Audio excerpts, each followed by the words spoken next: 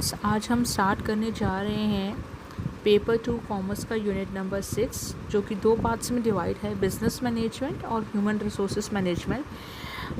2019 से पहले जब ये सिलेबस चेंज नहीं हुआ था, उस टाइम में ये दोनों अलग अलग यूनिट्स मानी जाती थी और इन दोनों यूनिट्स में से बहुत सारे क्वेश्चंस पूछे जाते थे। अगर आप ये दोनों इस यूनिट को कवर कर लेते हो और मार्केटिंग को कवर कर लेते हो, तो आपको इससे रिलेटेड यूजीसी नेट में बहुत सारे क्वेश्चंस देखने को मिलेंगे। तो आज से हम लोग स्टार्ट करने जा रहे हैं ह्यूमन रिसोर्स मैनेजमेंट की क्लासेस। ये मेरी क्लास नंबर 1 है और आने वाली क्लासेस में जितने भी इस टॉपिक से इस ह्यूमन रिसोर्स मैनेजमेंट से रिलेटेड जितने भी टॉपिक्स हमारे सिलेबस में हैं, उन टॉपिक्स को मैं डिस्कस करूँगी। तो मेरे साथ बने रहने के लिए मेरे चैनल को सब्सक्राइब ज़रूर कर दीजिए और बेल आइकन ज़रूर दबाइएगा, ताकि आपको मेरे आने वाले हर एक वीडियो का नोटिफिकेशन मिल पाए। तो चलिए स्टार्ट करते हैं हम हमारी आज की क्लास। जैसा कि सब्जेक्ट का नाम है ह्यूमन रिसोर्स मैनेजमेंट। ह्यूमन का मतलब होता है ह्यूमन बीइंग से, और रिसोर्स मतलब वो एक तरह का रिसोर्स की तरह हमारे ऑर्गेनाइजेशन में काम करता है। जैसे दूसरे रिसोर्सेज की मदद से, दूसरे इनपुट्स की मदद से हम आउटपुट को प्रोड्यूस करते हैं, तो ये भी एक तरह का रिसोर्स है, एक तरह का इनपुट है जो हमको हेल्प करता है हमारे आउटपुट को प्रोड्यूस करने में। और ये बहुत ही इम्पॉर्टेंट रिसोर्स है, बल्कि सारे रिसोर्सेज से सबसे ज़्यादा इम्पॉर्टेंट ये रिसोर्सेज है। अगर इस रिसोर्स को प्रॉपरली मैनेज नहीं किया तो जितनी भी कैलकुलेशंस हैं हमारी फैक्ट्री की या हमारी ऑर्गेनाइजेशंस की, वो सारी बिगड़ सकती हैं। तो ह्यूमन रिसोर्स मैनेजमेंट यानी ह्यूमन को हमें कैसे मैनेज करना है, वही हम पढ़ते हैं ह्यूमन रिसोर्स मैनेजमेंट में। मैनेजमेंट से यहाँ पे मतलब है कि ह्यूमन की जो ट्रेनिंग होती है, सिलेक्शन होता है, रिक्रूटमेंट होता है, ये सारे जितने भी फंक्शंस होते हैं वो सारे हम इस सब्जेक्ट में पढ़ते हैं। अगर इनको हमने प्रॉपरली मैनेज कर लिया तो हमने हमारे कॉम्पिटिटर पे या हमने हमारे मार्केट में एक अच्छा पोजीशन इनके अगेंस्ट में हासिल कर लेंगे। अगर हम प्रॉपरली ह्यूमन को ही मैनेज नहीं कर पाएंगे तो हम कुछ भी नहीं कर पाएंगे, चाहे और रिसोर्सेस हमारे पास क्यों ही कितने अच्छे ना हो। बट अगर हमने ह्यूमन रिसोर्स को मैनेज नहीं किया तो बाकी सारे रिसोर्सेज जो हैं वो वेस्ट हैं, क्योंकि ह्यूमन के बिना उन रिसोर्सेज को ऑपरेट कौन करेगा, और अगर ह्यूमन ही नहीं होंगे तो वो सारे रिसोर्सेज भी हमारे लिए वेस्ट हैं। तो ये बहुत ही इम्पॉर्टेंट कंसेप्ट है। पहले ये एक पर्सनल मैनेजमेंट की ब्रांच मानी जाती थी, बट अब एक ये सेपरेट ब्रांच मानी जाती है। और बड़ी बड़ी ऑर्गेनाइजेशंस में जिस तरह से दूसरे डिपार्टमेंट्स होते हैं, financial department, marketing department, sales department, उसी तरह से एक एचआर डिपार्टमेंट भी होता है जो ये चीज़ों का ध्यान रखता है कि हमारे बिज़नेस को किस टाइम कितने लोगों की और किस तरह के लोगों की ज़रूरत है। हमें सेमी स्किल्ड लोगों की ज़रूरत है, स्किल्ड लोगों की ज़रूरत है, प्रोफेशनल लोगों की ज़रूरत है। तो ये सारे जो भी ह्यूमन रिसोर्स प्रोवाइड कराता है हमारी ऑर्गेनाइजेशन को, वो एक एचआर डिपार्टमेंट होता है। तो वही सारी चीज़ें हम ह्यूमन रिसोर्स मैनेजमेंट में पढ़ रहे हैं। ये हमारी क्लास नंबर 1 है। इस क्लास नंबर 1 में हम सिर्फ कॉन्सेप्ट को क्लियर करेंगे कि ह्यूमन रिसोर्स मैनेजमेंट का मतलब क्या होता है और इसके फीचर्स और कैरेक्टरिस्टिक्स क्या होते हैं। तो जैसा कि आप इसमें देख रहे होंगे, इसमें डेफिनेशन लिखी है, human resource management is a management function that deal with recruiting, selecting, training and developing the human resource in organization. Human resource management का काम क्या होता है? ह्यूमन रिसोर्स मैनेजमेंट का काम होता है कि ह्यूमन को क्या करे, रिक्रूट करे, ठीक है। उसके बाद रिक्रूटमेंट का मतलब आगे जब हम डिटेल में पढ़ेंगे इन फंक्शंस को तो मैं आपको डिटेल में बताऊंगी, बट अभी के लिए आप ये समझ लो, रिक्रूट करने का मतलब किसी को काम पे रखने के लिए इन्विटेशन देना, यानी एडवर्टाइजमेंट देना न्यूज़पेपर्स में, ताकि हम उन लोगों को रिक्रूट कर सकें। उनको रिक्रूट करना, फिर जो बेस्ट पर्सन है उनको सेलेक्ट करना।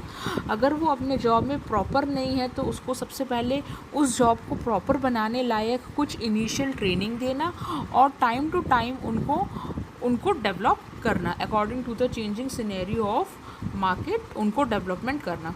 तो ये जो बेसिक 4 फंक्शंस होते हैं ये ही मेन फंक्शंस होते हैं HRM के। कौन कौन से 4 functions? Recruitment, selecting, training and developing the human resource in organization. सबसे ज़्यादा इंपॉर्टेंट ये रिसोर्स होता है, इस रिसोर्स के बिना दूसरे रिसोर्सेज हमारे लिए सारे वेस्टेज हैं। तो ये किससे कंसर्न है? It is concern with the people dimensions in management. अब यहाँ पे हम किसका मैनेजमेंट करते हैं? लोगों का मैनेजमेंट करते हैं, ह्यूमन बीइंग को मैनेज करते हैं। तो ये किससे कंसर्न है? लोगों से कंसर्न है। It includes activity focusing on effective use of human resource in organization. और इनमें कौन कौन सी एक्टिविटीज़ आती है? HR डिपार्टमेंट का ये काम होता है कि जिस पर्सन को उन्होंने रिक्रूट किया है, ट्रेन किया है, उनको देखना कि वो प्रॉपरली काम कर रहा है कि नहीं कर रहा है। जो भी ट्रेनिंग हमने उसको दी है उस ट्रेनिंग से वो कुछ सीखा है कि नहीं सीखा है, और उनको डेवलप करना उनका काम होता है। It is concern with the development of highly motivated and smoothly functioning of workforce.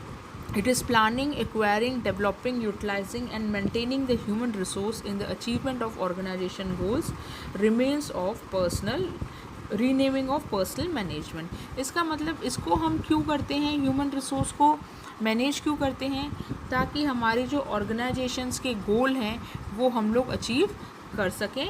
और ये रीनेम किया गया है, पहले उसको पर्सनल मैनेजमेंट के नाम से जाना जाता था, अब इसको ह्यूमन रिसोर्स मैनेजमेंट के नाम से जाना जाता है। तो कुछ एक आध डेफिनेशंस हैं वो बहुत इम्पॉर्टेंट है ह्यूमन रिसोर्सेज की। सबसे पहली डेफिनेशन दी गई है एडविन बी फ्लिपो ने। एडविन बी फ्लिपो ने क्या कहा है? Human resource management is planning, organizing, directing and controlling of the procurement. सबसे पहले इन्होंने क्या बोला है कि ह्यूमन रिसोर्स का मतलब क्या होता है। अब इन्होंने क्या कर दिया, बिजनेस मैनेजमेंट के ये जितने भी फंक्शंस है, planning, organizing, directing and controlling, ये एक मैनेजमेंट के फंक्शंस भी हैं। यानी मैनेजमेंट के फंक्शंस को, यानी ये मैनेजमेंट फंक्शंस को किसके साथ में इन्होंने लिंक कर दिया है? इन्होंने इसको development, compensation, integration, maintenance, development, compensation, integration, maintenance and separation, ये एक ऑपरेटिंग फंक्शंस है। यानी इन्होंने मैनेजमेंट फंक्शन और ऑपरेटिंग फंक्शन को मिक्स करके ह्यूमन रिसोर्स मैनेजमेंट की डेफिनेशन बताई है। फ्लिपो साहब जो हैं वो बहुत ही वेल नोन ऑथर हैं ह्यूमन रिसोर्स मैनेजमेंट के लिए, तो इसीलिए आपको इनका नाम याद होना चाहिए। अब इन्होंने क्या बोला है? इन्होंने बोला है कि जो ह्यूमन रिसोर्स मैनेजमेंट है उसका क्या काम होता है? प्लान करना कि कितने लोग हमको चाहिए, उसके अकॉर्डिंग उनको ऑर्गेनाइज करना, अरेंज करना, उनको डायरेक्ट देना यानी इंस्ट्रक्शंस देना, और उनको कंट्रोल करना। तो ये जो मैनेजमेंट के फंक्शंस हैं ये सारे, इनको किसके साथ में इंक्लूड कर दिया? Operating functions. अब ऑपरेटिंग फंक्शंस कौन कौन से हैं कि हमें उनको डेवलप भी करना है, कंपनसेशन का मतलब वेजेस भी हमें उन्हें देने हैं, इंटीग्रेशन का मतलब उनमें इंटीग्रेशन का फीलिंग्स हमें डेवलप करना है कि आप सबको मिल के काम करना है, ठीक है, क्योंकि सब मिल के काम करेंगे तभी काम अच्छे से और प्रॉपरली होगा। उनको मेंटेन भी करना है। और सेपरेशन का मतलब होता है जब रिटायरमेंट्स वगैरह हो जाती हैं, जब एम्प्लॉय हमारी ऑर्गेनाइजेशन से सेपरेट हो जाता है, तो वो सब चीज़ें भी देखना ह्यूमन रिसोर्स या HR डिपार्टमेंट का काम होता है। ओके, तो ये जो डेफिनेशन है वो एडविन फ्लिपो साहब ने दी है। दूसरी डेफिनेशन दी गई है माइकल जे जूलिस। अब इन्होंने क्या बोला है? Human resource management is a field of management which has to do with planning, organizing, directing and controlling the function of procuring, developing, maintaining and utilizing the labor force such that objective of which the company if established are attained economically and effectively। अब ये सब चीज़ें हम क्यों करते हैं?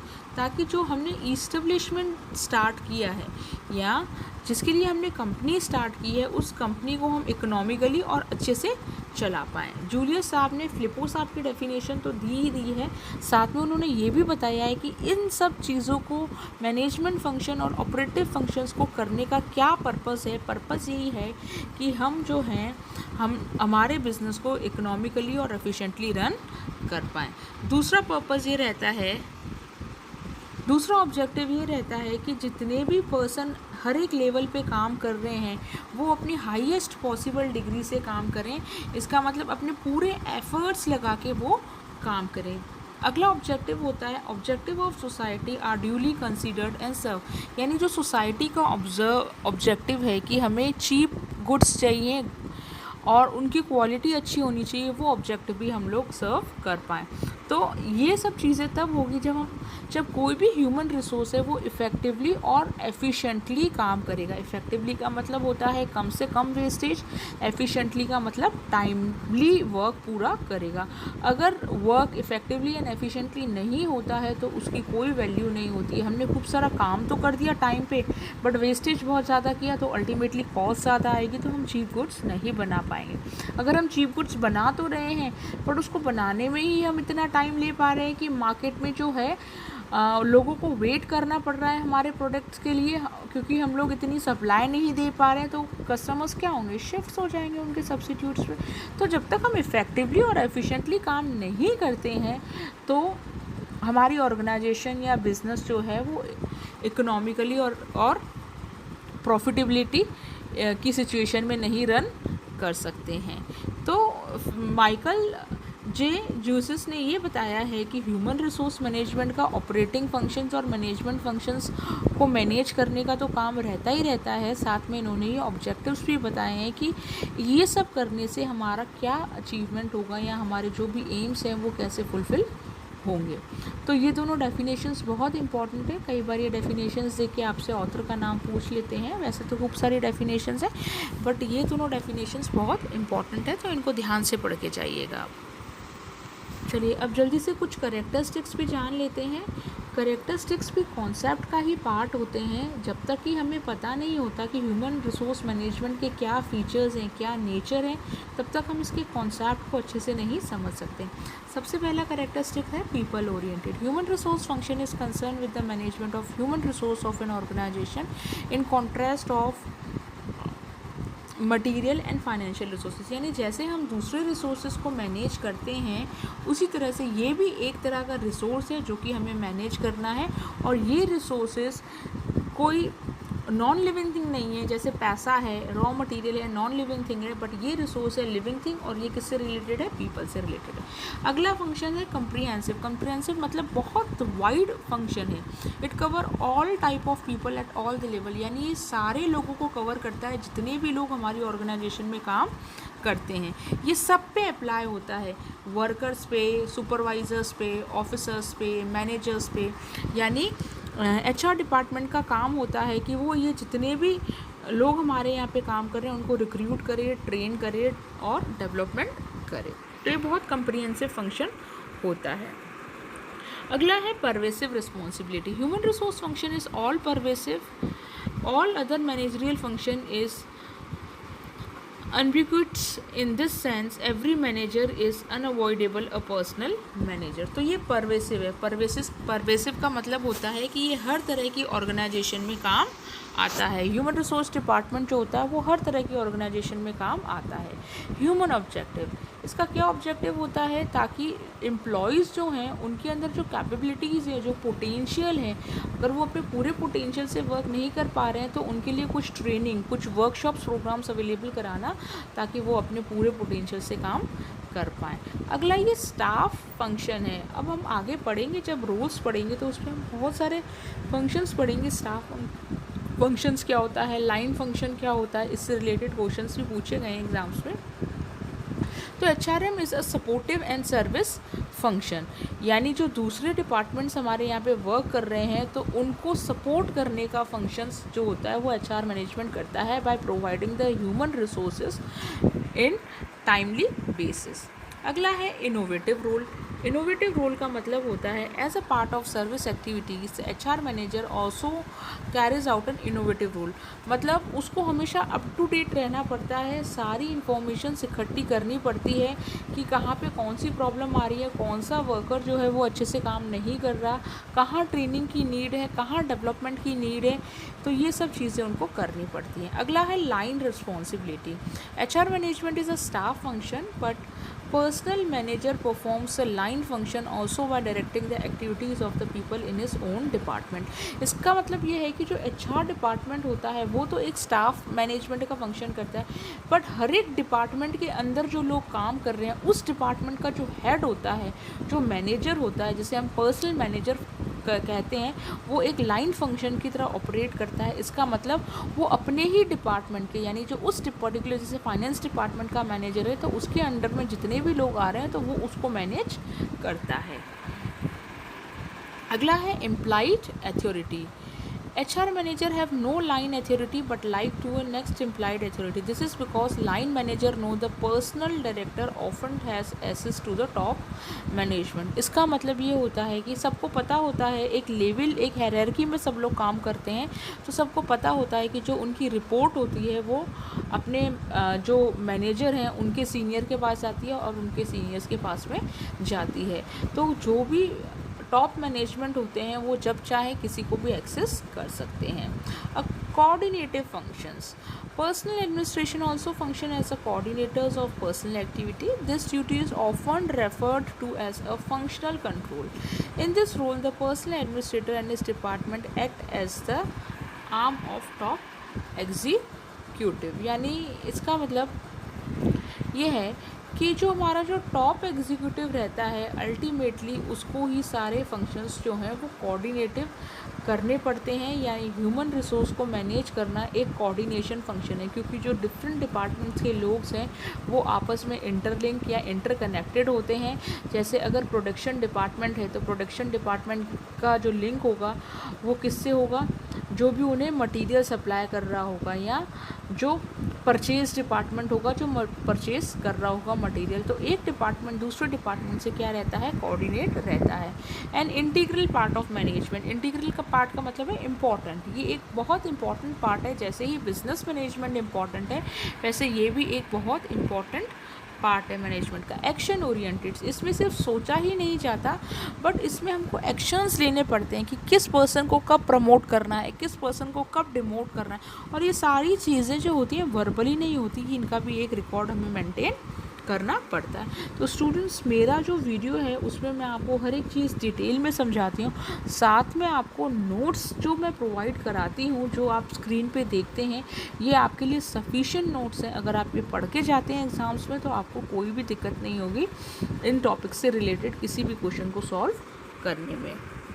अगला characteristic जो आता है वो आता है इंडिविजुअल एंड ग्रुप ओरिएंटेड। ये किससे कंसर्न है, एम्प्लॉयज़ से कंसर्न है। Employees both as individual and as a cooperative group in attaining the goals. यानी हर एक पर्सन अपने आप में इंडिविजुअली वर्क तो कर रहा है बट उसका वर्क कहीं ना कहीं किसी और के वर्क पर डिपेंड है। तो ये एक ग्रुप वर्क की भी फीलिंग जो होती है वो हमारे अंदर डेवलप कर देता है। Development oriented, it enable to get a maximum satisfaction from the work. ये हमेशा ये चाहता है कि जितना भी हम काम कर रहे हैं उससे हमको सेटिस्फेक्शन जो हो मैक्सिमम।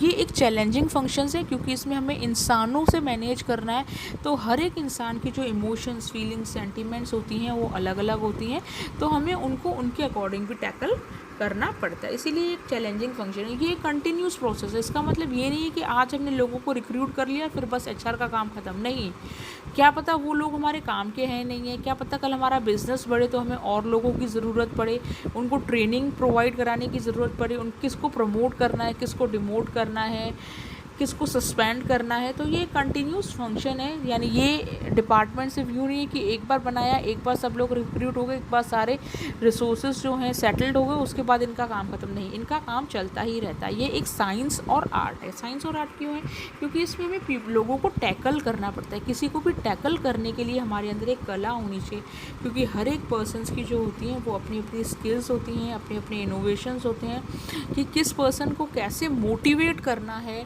उनके सेंटिमेंट्स को जानना बहुत ही इम्पॉर्टेंट है। कि कई लोग होते हैं जो पैसे से मोटिवेट होते हैं, कई लोग होते हैं जो एप्रिसिएशन से मोटिवेट होते हैं। तो ये एक साइंस और आर्ट है।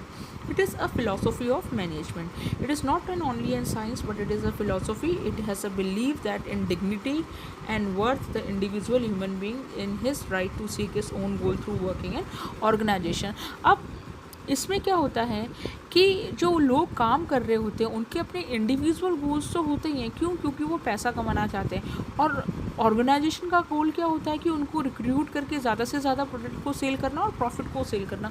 तो इसमें जो दोनों का जो गोल होता है वो म्यूचुअल होता है, ठीक है। तो ये एक डिफरेंट जो भी सब्जेक्ट्स आप देख रहे हैं उनकी भी एक ब्रांच आप बोल सकते हैं। फिलोसफी, साइकोलॉजी, इन सब की ब्रांच है। यंग डिसिप्लिन मतलब ये रिसेंटली ओरिजिनेट हुई है, जैसे कि प्रोडक्शन और मार्केटिंग जो है वो बहुत पुराने हैं, बट ये recently originate. Interdisciplinary in nature, interdisciplinary जैसे मैंने आपको बताया कि दूसरे सब्जेक्ट से भी रिलेटेड है, साइकोलॉजी, एंथ्रोपोलॉजी, और उनमें जितने भी प्रिंसिपल्स हैं उनको कहीं ना कहीं ये बोरो करती है। बट ये एक नर्वस सिस्टम की तरह काम करती है। जैसे हमारी बॉडी के जो नर्वस सिस्टम होते हैं वो हमारी पूरी बॉडी को ऑपरेट करते हैं, तो ये भी एक नर्वस सिस्टम की तरह काम करती है। और ये क्या है, it is also a heart of every manager job. It is like a nervous system in human body, it associated with the basic management functions, it is not an extreme element. उसके बाद है professional है। आजकल आपने देखा होगा कि जो भी MBA करते हैं तो उनके अंदर जो 4 स्ट्रीम्स होती हैं उसके अंदर एक जो स्ट्रीम्स होती है, स्पेशलाइजेशन होती है, वो HR में भी होती है। अगला है अ न्यू मैनेजरियल डिसिप्लिन, मतलब एक ये नई न्यू ब्रांच है। एक है strategic functions. HRM has a linkage between the employment relationship and the wider organization strategies, यानी जो भी हमें एम्प्लॉयज़ को रिक्रूट करना है तो हमारी फ्यूचर की क्या स्ट्रेटजीज़ रहेंगी या फ्यूचर के प्लान और गोल्स क्या हैं कंपनी के, उसके अकॉर्डिंग हमें रिक्रूट करना पड़ता है। तो ये कुछ 22-23 मैंने आपको फ़ीचर्स बता दिए। फ़ीचर्स भी कंसेप्ट के अंदर ही आते हैं, क्योंकि हम कंसेप्ट को समझने के लिए ये ज़रूरी होता है कि उस टॉपिक के हम लोग फीचर्स, करैक्टरिस्टिक्स और नेचर को जाने। तो मैंने आपको डेफिनेशन बताई, मीनिंग बताया, ये फीचर्स बताए, ये सारे जो भी चीज़ें हैं ये पूरे concept of human resource management को कवर करते हैं। अब आने वाली क्लास में मैं आपको बताऊंगी कि क्या रोल होते हैं ह्यूमन रिसोर्स मैनेजमेंट के, या कौन कौन से रोल्स उनको प्ले करने पड़ते हैं।